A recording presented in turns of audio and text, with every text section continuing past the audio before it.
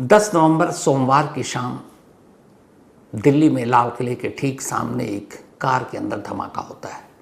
12 लोगों की मौत हो गई, 20 से ज़्यादा जख्मी हैं, इनमें से भी कुछ की हालत नाजुक है।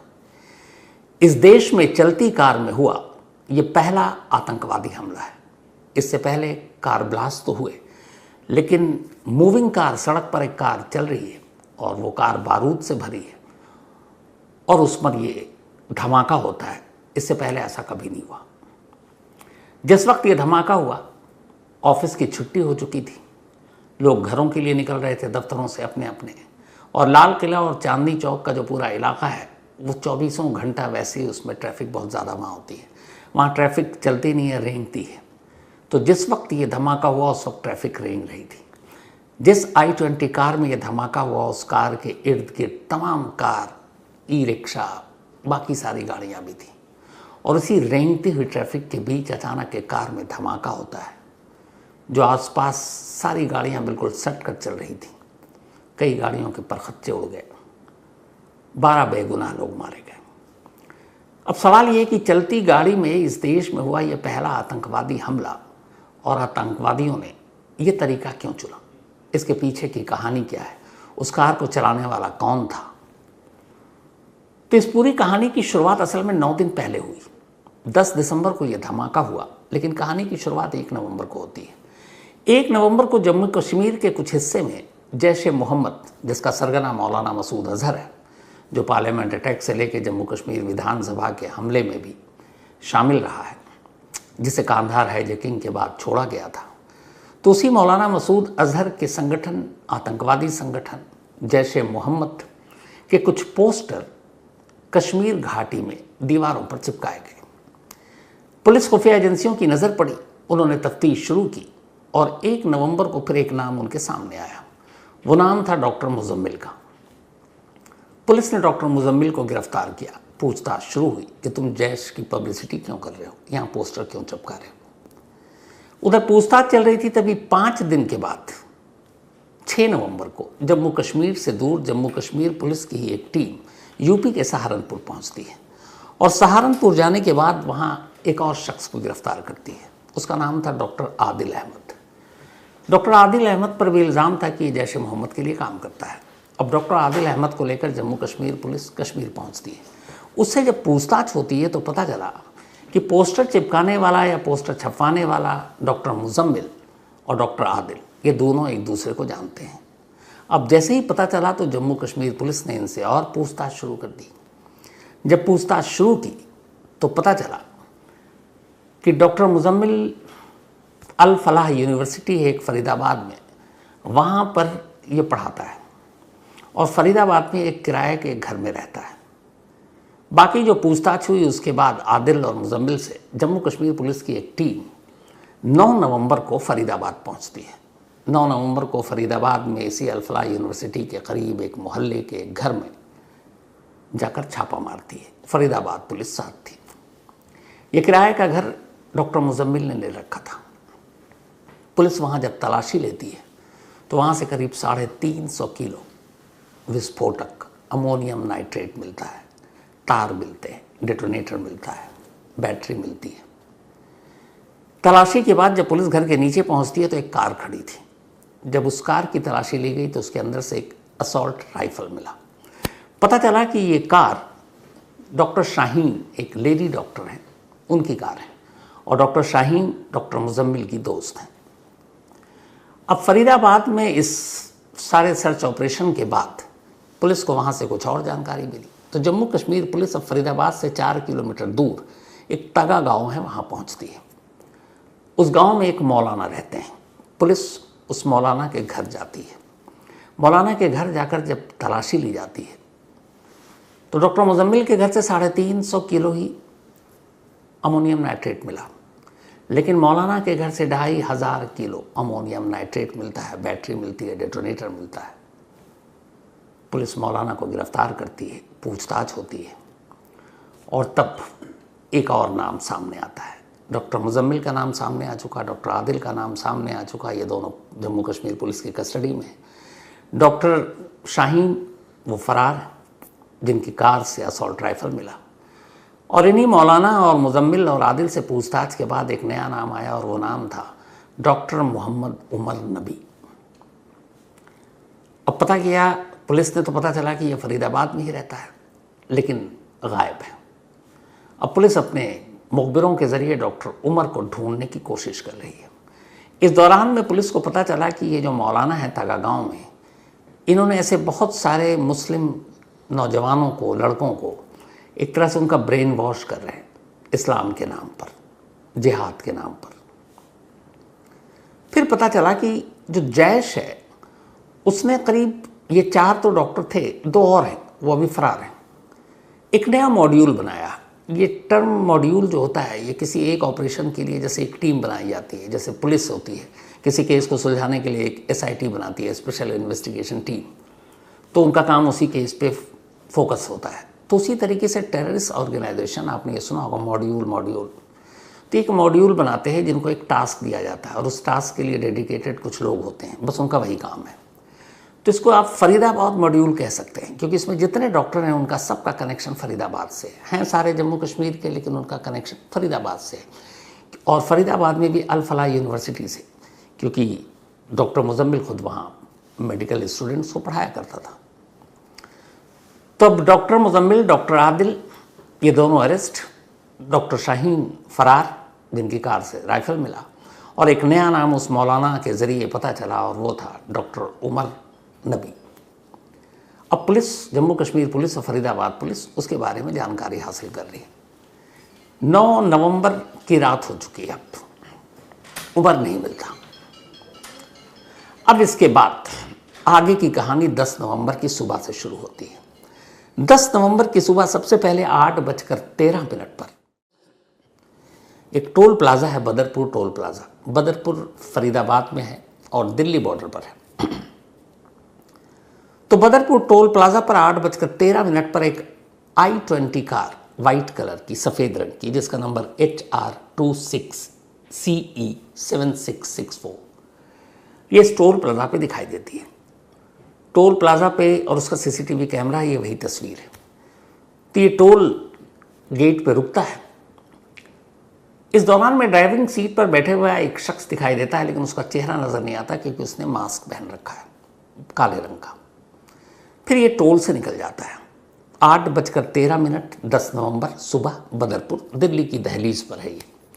अब इसके बाद जाहिर सी बात है, इस टोल के बाद उसे सीधा दिल्ली की सरहद में एंट्री मारी उसने। अब दिल्ली की सरहद में आया। इसके बाद वो कहाँ कहाँ गया, कहाँ कहाँ भटका, दिल्ली की किन सड़कों पर उस गाड़ी को, I-20 को भगाता रहा, पुलिस जांच कर रही है। लेकिन यही कार और यही ड्राइवर इस 8:13 के 7 घंटे और 6 मिनट बाद फिर एक CCTV कैमरे में कैद होता है। तब वक्त हुआ था दोपहर के 3:19। 8:13 पर टोल प्लाजा में मिला, उस हिसाब से 7 घंटे और 6 मिनट बीत चुके हैं। दोपहर 3:19 पर यही I-20 कार, जिसका नंबर HR26CE7674 है, अब लाल किले के अहाते के अंदर, बाउंड्री के अंदर एक पार्किंग है, सुनहरी मस्जिद पार्किंग उसे कहते हैं, वहाँ उस पार्किंग में ये एंट्री करता है।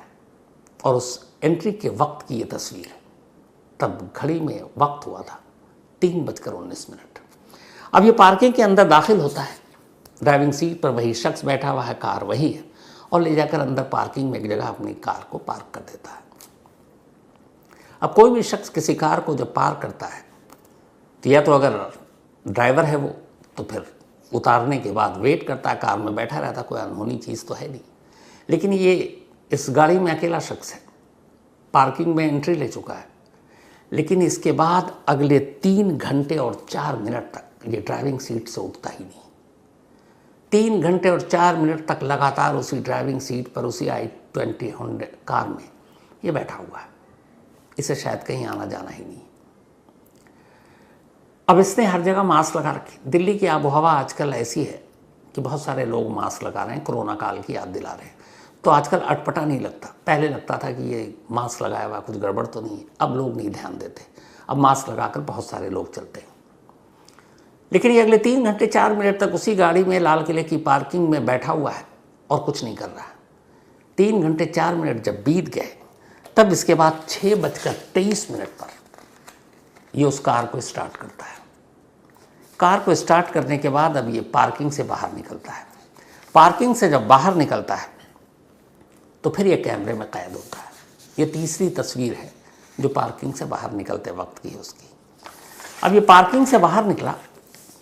जब ये पार्किंग से बाहर निकल रहा है, जहाँ पे आप तस्वीर देख रहे हैं वहाँ, और जहाँ पे ये धमाका हुआ उसकी दूरी मुश्किल से 500-600 मीटर है। 500-600 मीटर आप कार में ट्रैफिक जाम भी हो कितनी देर में पूरी कर लेंगे? 2-4-5 मिनट। लेकिन ये शख्स 6:38 पर उस जगह पर पहुंचता है जहां पर धमाका हुआ। अब सवाल यह है कि जो शख्स पार्किंग से 6:23 पर निकला और 6:38 पर धमाका हुआ, यानी इसने कुल 15 मिनट लिए। 15 मिनट 400-500 मीटर का फासला तय करने में ज़्यादा है। तो ऐसा क्यों? तो असल में जब ये बाहर निकला तो वहाँ से उस रूट पर जाने के लिए यू टर्न लेना ज़रूरी था। तो ये यू टर्न लेता है जिसमें इसको, और शाम का वक्त, मैंने कहा ट्रैफिक रहेंगे ही, तो 15 मिनट लगा। 15 मिनट के बाद अचानक 6:38 पर लाल किले में इसी जगह एक जोर का धमाका होता है। तब i-20 कार सड़क पर थी और रेंग रही थी क्योंकि ट्रैफिक बहुत ज़्यादा, शाम का वक्त, पीक आवर, और बिल्कुल तमाम गाड़ियां एक दूसरे से सट कर चल रही थी। तो अचानक इसमें धमाका होता है। आसपास जितनी कारें थी सभी के परखच्चे उड़ जाते हैं। i-20 कार का पिछला हिस्सा पूरी तरह से उड़ जाता है। इसी से अंदाज़ा हुआ कि जो बारूद था वो i-20 कार के पीछे डिग्गी में रखा हुआ था। बहुत सारे लोग जो कार के इर्द गिर्द बदनसीब थे, जो बिल्कुल कार के साथ साथ चल रहे थे, सबसे ज़्यादा नुकसान उन्हें पहुंचा। धमाके ने उन्हें अपनी जद में ले लिया। 12 लोग मारे गए, 20 जख्मी हुए, सभी को बाद में हॉस्पिटल ले जाया गया। तो ये तो रही इस धमाके की कहानी, और इस मॉड्यूल से, जो फरीदाबाद मॉड्यूल कह रहे हैं और जिसकी शुरुआत 1 नवंबर से हुई। अब यहाँ पर एक सवाल है, और वो सवाल ये है कि एक शख्स बारूद से भरी कार को दिल्ली में लेकर करीब करीब 10 घंटे तक दिल्ली की सड़कों पर घुमा रहा है। दिल्ली में अमूमन अगर मैं बात करूं, चूँकि मैं यहाँ रहता हूँ, दिल्ली पुलिस की सिक्योरिटी और सुरक्षा और नाकेबंदी हर जगह होती है, और ये बात पता है कि दिल्ली पूरे साल एक तरह से आतंकवादियों के निशाने पर रहता है। और जो चोर होते हैं या आतंकवादी होते हैं या कातिल होते हैं, उनके अंदर एक खौफ, एक डर भी होता है। तो एक शख्स बारूद से भरी कार को लेकर 10 घंटे तक दिल्ली की सड़कों पर घूम रहा है, क्योंकि वो सुबह 8 बजे दिल्ली की सरहद में दाखिल हो चुका है, और शाम 6:38 पर यह धमाका होता है। तो सवाल ये है कि इतनी देर तक वो कहाँ था, और इतने घंटों तक वो दिल्ली की सड़कों पर क्या कर रहा था, और फिर उसने चलती कार में इस धमाके की क्यों सोची। तो इसको लेकर जो अब तक की तफ्तीश है, हालांकि केस अब NIA को सौंप दिया गया दिल्ली पुलिस से लेकर, लेकिन उसमें 3 थ्योरी सामने आई है। पहली थ्योरी ये है कि जब फरीदाबाद में 9 नवंबर को दबिश डाली गई, और तब डॉक्टर उमर को पता चल गया कि उसके दोस्त पकड़े गए, घर पे छापा पड़ा, अमोनियम नाइट्रेट पुलिस ने बरामद कर लिया, और अब उसे पता था कि उसके बाद मौलाना तक पुलिस पहुंच गई, और मौलाना के बाद अब उसे यकीन हो गया कि पुलिस उस तक पहुंचेगी। तब वो कहीं और था। कार में ऑलरेडी बारूद भरा हुआ था, अमोनियम नाइट्रेट। उसने वो कार उठाई और लेकर निकल पड़ा। अब या तो उसे उस कार को कहीं ठिकाने लगाना था या कहीं और जाकर छुपाना था, जो इनका दूसरा हाइड आउट होता। लेकिन वो दिल्ली के अंदर दाखिल हो चुका है और उसे कुछ समझ नहीं आ रहा है, और फिर घूमते घूमते वो लाल किले की पार्किंग में पहुंचा। दूसरी थ्योरी ये है कि जो भी आतंकवादी संगठन होते हैं, आतंकवादी हमला होता है, उसमें हमेशा एक चीज़ ज़रूर होती है। आतंकवादी जब भी कोई ऐसी वारदात करते हैं, हमले को अंजाम देते हैं, तो उन्हें पब्लिसिटी चाहिए होता है, इंटरनेशनल पब्लिसिटी। उनकी जो आतंकवादी घटनाएं हैं उसको लेकर टीवी पर, अखबारों में बड़ी बड़ी हेडलाइंस हों, खबरें हों, दिल्ली धमाके से दहली और इतने लोग मारे गए। तो उनका मकसद सिर्फ नुकसान पहुंचाना नहीं, बल्कि सुर्खियां बटोरना भी होता है, ताकि उनके संगठन का नाम हो। ये बहुत पुराना पैटर्न है। तो बहुत मुमकिन है कि फिर डॉक्टर उमर लाल किले इसीलिए पहुंचा क्योंकि उसे मालूम है कि अगर लाल किले पर ले जाकर वो इस गाड़ी के साथ धमाका करता है तो फिर इंटरनेशनली इसकी पब्लिसिटी बहुत ज़्यादा होगी। तो पहुंचा। अब वहाँ पहुँच तो गया, कार को पार्किंग में पार्क भी कर दी, लेकिन अमूमन पार्किंग में सिर्फ गाड़ियाँ होती हैं, लोग तो होते नहीं हैं। लोग कार पार्क करते हैं, चले जाते हैं, ज़्यादा से ज़्यादा 2-4 स्टाफ, 2-4 लोग खड़े होंगे। तब लाल किले के अहाते में तो है पार्किंग, उसने गाड़ी वहीं पार्क भी कर रखी है, लेकिन अगर धमाका कर देता है तो इंसानी जान का नुकसान नहीं होगा, गाड़ियाँ सब तहस नहस हो जाएंगी, पर लोगों का नुकसान कम होगा। और जब लोगों का नुकसान कम होगा, सिर्फ गाड़ियाँ ही चपेट में आएंगी, तो फिर पब्लिसिटी उस लेवल की नहीं होगी। तो दिल्ली पुलिस के जो सोर्सेज हैं जिनसे मेरी बात हुई वो यही है कि 3 घंटे 4 मिनट तक वो उस पार्किंग में बैठ कर यही सोचता रहा कि क्या लाल किले के अहाते में इसको ब्लास्ट कर दें, पर फिर उसे ख्याल आया कि इससे लोग तो ज़्यादा मरेंगे नहीं। और दूसरा ये कि फिर ये वो बैठा हुआ अपने आक़ा के हुक्म का इंतज़ार कर रहा था कि अगला स्टेप क्या है। और फिर उसे शाम को वो अगला आदेश मिला, हुक्म मिला, और वो वहाँ से कार लेकर बाहर निकल गया। और बाहर निकलने के बाद 400-500 मीटर दूर चलती कार में धमाका हो गया। अब चलती कार की थ्योरी क्या होगी? तो दिल्ली पुलिस और NIA सोर्सेस के हिसाब से जो अभी तक की रिपोर्ट है वो ये है कि इसकी 2 वजह हो सकती है। पहली, जब वो कार लेकर निकला और वो हुक्म आया 3 घंटे 4 मिनट तक पार्किंग में जब बैठा था कि खाली लाल किले की दीवारों या पार्किंग में बैठकर धमाका करने से कोई फ़ायदा नहीं है, तो किसी भीड़ भाड़ वाली जगहों पर जाओ, किसी धार्मिक जगहों को निशाना बनाओ, तो उससे ज़्यादा पब्लिसिटी होगी। तो शायद वो वहाँ से निकला। और जो यूटर्न लेने का मकसद है वो यही है कि अगर आप में से किसी ने लाल किले के सामने चांदनी चौक का इलाका देखा है तो ये बहुत पुराने दौर से है। वहाँ मंदिर है, वहाँ जैन मंदिर है, वहाँ चर्च है, वहाँ मस्जिद है, सभी एक कतार से हैं, थोड़ी थोड़ी दूरी पर, लेकिन शुरुआत में मंदिर पड़ता है। तो अगर उस मंदिर से ले जाकर टकरा दी तो फिर सोचिए क्या होता। लेकिन जब वो लेकर निकला और चलती कार में जो धमाका हुआ, इसके पीछे एक थ्योरी है कि शायद वो घबरा गया और शायद उससे गफलत हो गई, और उसी गफलत में एक तो ट्रैफिक, चारों तरफ से गाड़ियाँ सब सटी हुई हैं, और कार में धमाका हो गया। 2 तरीके से ये धमाका हो सकता है, एक गफलत में, दूसरा अनजाने में वो धमाका हो गया। क्योंकि अभी तक ये साफ नहीं है कि असल में टारगेट क्या था। जो बाकी साथी हैं वो पकड़े जाएंगे तो पता चलेगा, लेकिन चलती कार में इससे पहले कभी कोई हिस्ट्री रहा नहीं। और चलती कार में आसपास बेशक गाड़ियाँ हों, लेकिन आप किसी भीड़ भाड़ वाली जगहों पर, किसी मार्केट में, किसी इमारत से ले जाकर अब उसी बारूद भरी कार को टकरा देते हैं, तो फिर तबाही और बर्बादी का मंजर और आलम कुछ अलग ही होता। तो एक थ्योरी दिल्ली पुलिस की है कि शायद गफलत में वहाँ धमाका हो गया, वरना टारगेट कुछ और था।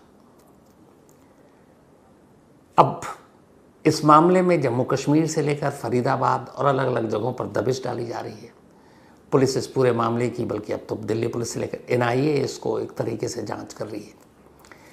लेकिन हाल के वक्त में जिस तरीके से पहली बार चलती कार में धमाका किसी आतंकवादी संगठन के जरिए हुआ, चाहे वो गफलत में हुआ या फिर जानबूझकर, एक ऐसा मॉड्यूल बनाया जैश ने जिसमें तमाम डॉक्टरों को भरा गया, ये अपने आप में बेहद चिंताजनक है। क्योंकि इस मॉड्यूल में चाहे डॉक्टर मुजम्मिल हो, डॉक्टर आदिल हो, डॉक्टर उमर हो, डॉक्टर जो शाहीन हो, ये लेडी है, इसके अलावा 2 और डॉक्टर के नाम आ रहे हैं जो फरार हैं। तो सारे डॉक्टर, और इन डॉक्टरों को क्यों इकट्ठा किया गया, इनका मॉड्यूल, इनका असली टारगेट क्या था? एक घर में 350 किलो नाइट्रोजन, वो अमोनियम नाइट्रेट, और दूसरे के यहाँ 2500 kg। इसका मकसद ये था कि ये लोग दिल्ली में कुछ बड़ा करने का प्लान कर रहे थे। और सबसे बड़ी बात ये कि जो मौलाना का नाम आया, जो फरीदाबाद के पास का ही रहने वाला है, जिसने इन सबको एक तरह से ब्रेन वॉश किया, उसके टच में, उसके संपर्क में और भी बहुत सारे ऐसे लोग हैं। अब पुलिस उस मौलाना के संपर्क में जितने भी लोग हैं उन सब की कुंडली खंगाल रही है और उन सब के बारे में पता करने की कोशिश की जा रही है। तो ये एक अजीब मॉड्यूल है जिसको आप डॉक्टर मॉड्यूल भी कह सकते हैं, सारे पढ़े लिखे लोग, लेकिन क्या काम, डॉक्टर होते हुए भी इनका असली चेहरा क्या, असली रूप क्या, आतंक का। डॉक्टर लोगों की ज़िंदगी बचाते हैं। डॉक्टर हमारे यहाँ कहते हैं कि भगवान है। वही डॉक्टर बेगुनाहों की सड़क पर जान ले, इससे बुज़दिलाना चीज़ क्या हो सकती है। तो छानबीन जारी है, तफ्तीश जारी है। ये 3 थ्योरी थी जो आपके सामने रखी। इसमें जैसे ही बाकी अपडेट आएगा, जो भी जानकारी होगी, लगातार आप तक पहुंचाते रहेंगे, आपको बताते रहेंगे। तो फिलहाल लेकिन कहानी में इतना ही। आपसे मुलाकात होगी कल रात 9 बजे किसी नई कहानी के साथ। तब तक अपना और अपनों का ख्याल रखिएगा।